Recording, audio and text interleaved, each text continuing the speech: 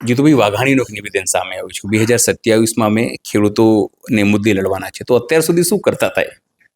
જુઓ, આ જે યાત્રાની શરૂઆત થઈ અને તાજેતરમાં જ વિધાનસભાની અંદર જીતુભાઈ વાઘાણીએ એવું બયાન આપ્યું કે 2027ની ચૂંટણી અમે ખેડૂતોના મુદ્દે લડવાના છીએ, તો મને એવું લાગે છે કે એમને ખાલી મત માટે જ ખેડૂતોની જરૂર છે. ખેડૂતોના મુદ્દાઓના નિરાકરણમાં એને કોઈ રસ નથી.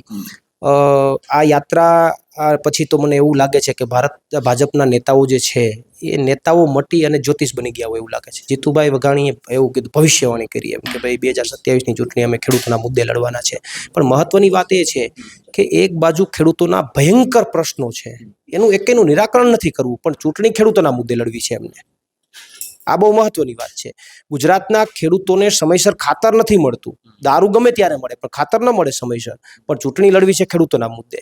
ગુજરાતના ખેડૂતોને હળદરમાં જેમ લાઠીચાર્જ કર્યો એમ લાઠીચાર્જ કરે, ઘરમાં ઘૂસીને મારે, એની ઉપર અત્યાચાર કરે, એની ઉપર આસુકેસના ગોળા ફોડે, એને જેલમાં નાખે, છતાં ચૂંટણી લડવી છે ખેડૂતોના મુદ્દે.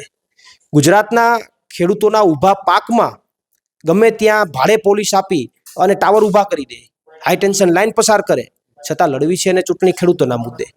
ખેડૂતોની વર્ષો જૂની માંગ છે કે દેવા માફી કરો, અમને પાક વીમો આપો, એનું નિરાકરણ નથી કરવું, પણ ચૂંટણી લડવી છે ખેડૂતોના મુદ્દે.